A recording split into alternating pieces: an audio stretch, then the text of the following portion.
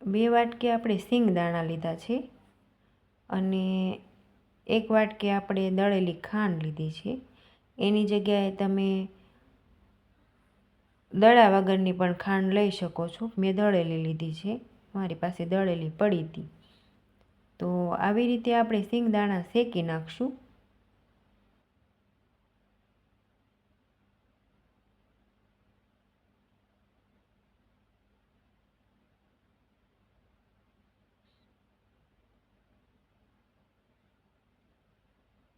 બધી બાજુ આપણે એને સરસ ઉપર નીચે કરીને શેકી નાખવાના.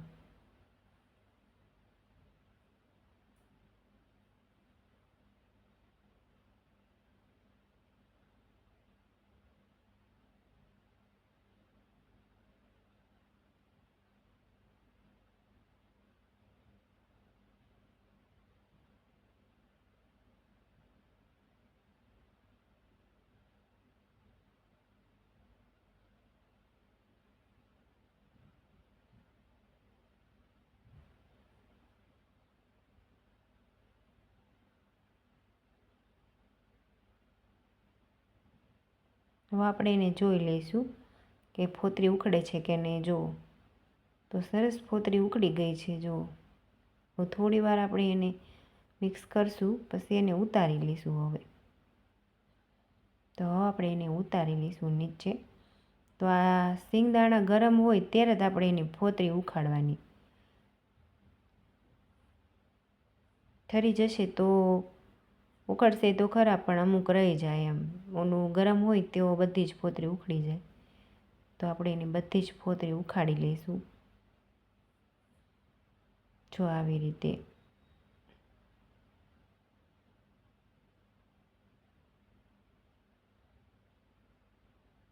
તો આપણી બધી જ ફોતરી ઉખડીને રેડી છે.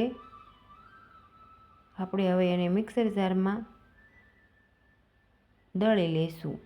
આપણે ઝીણું નથી દળવાનું, અસકસરું રાખવાનું છે. થોડુંક મોટું એવું, એમ વધારે મોટું પણ નહીં, વધારે ઝીણું પણ નહીં એવું. તો આપણે એને પીસી લીધું. તમે જોઈ શકો છો આવું આપણે રાખવાનું દરદરું.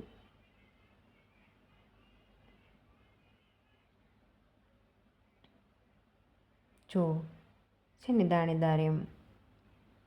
તો આપણે હવે એના માટે ચાસણી ગરમ કરવા મૂકી દઈશું. તો આપણે 1 વાટકી દળેલી ખાંડ લીધી છે, એમાં આપણે અડધો ગ્લાસ આપણે પાણી રેડશું.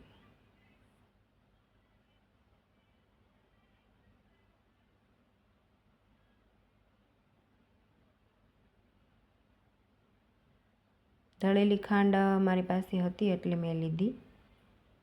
તમે આખી ખાંડ પણ લઈ શકો છો. દળેલી ખાંડથી જલ્દી ચાસણી બની જાય, ફેર એટલો જ પડે.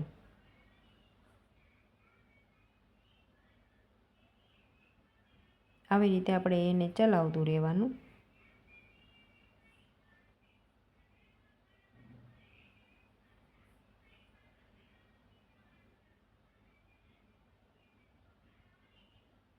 આપણે જોઈ લેશું કે ચાસણી બની છે કે નહીં. તો હજી નથી બની. આપણે થોડી વાર હજી એને ચલાવતા રહીશું.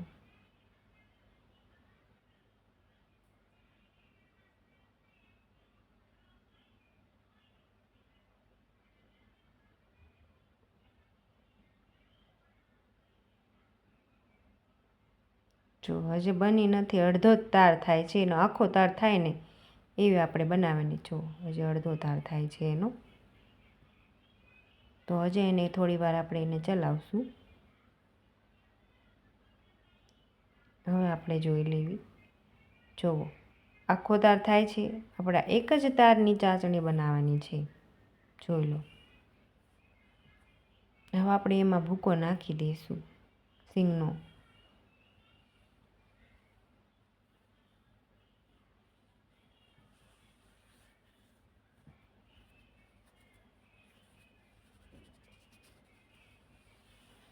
જો તમારી ચાસણી થોડીક કડક થઈ જાય તો એમાં તમે 2 થી 3 ચમચી નોર્મલ દૂધ નાખી શકો છો.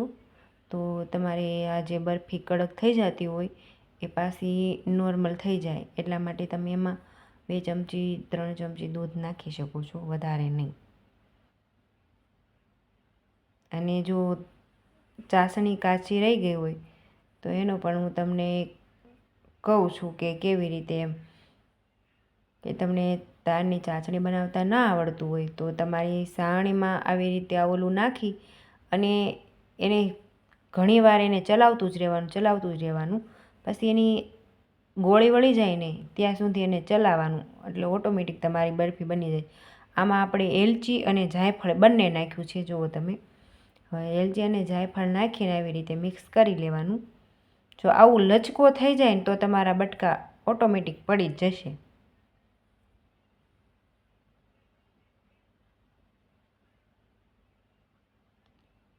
તો આપણે જો આ તૈયાર થઈ ગયું છે.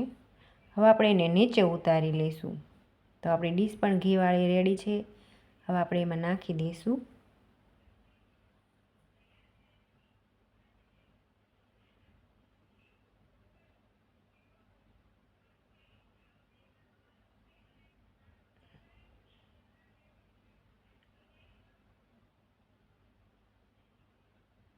હવે આપણે આવી રીતે ડીશમાં ફેલાવી લઈશું, આખી ડીશમાં.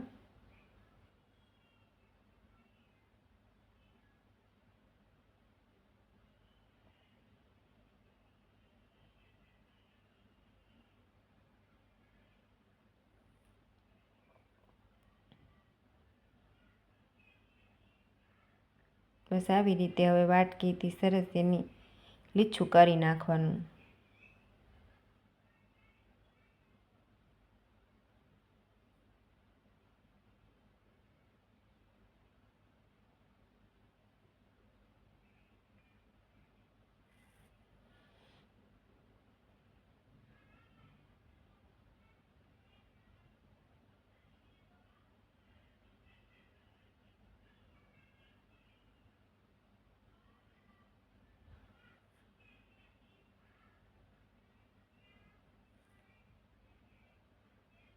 તો ઉપરથી આપણે એને બદામ ને ગુલાબના પાનથી સરસ એને ગાર્નિશિંગ કરી નાખશું, આવી રીતે.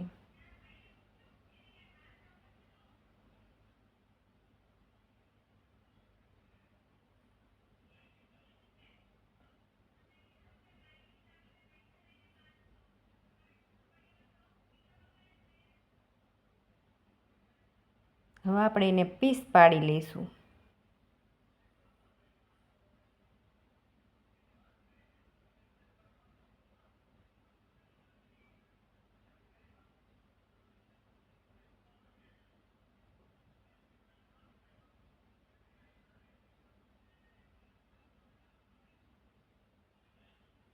એકદમ સોફ્ટ બની છે આપણી, મોઢામાં મૂકતા પીગળી જાય એવી સરસ આપણે સિંગ પાક બનાવ્યો છે. વ્રતમાં તમે ખાઈ શકો એવો સિંગ પાક આપણે ઘરે બનાવ્યો છે.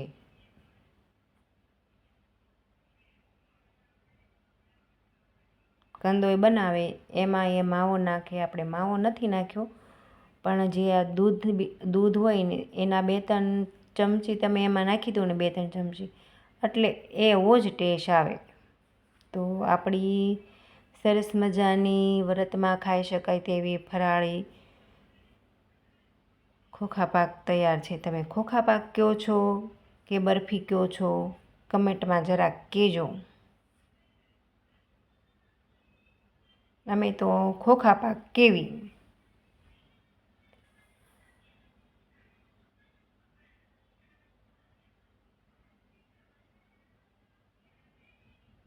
જો કેટલા સરસ પીસ પડી ગયા છે એના.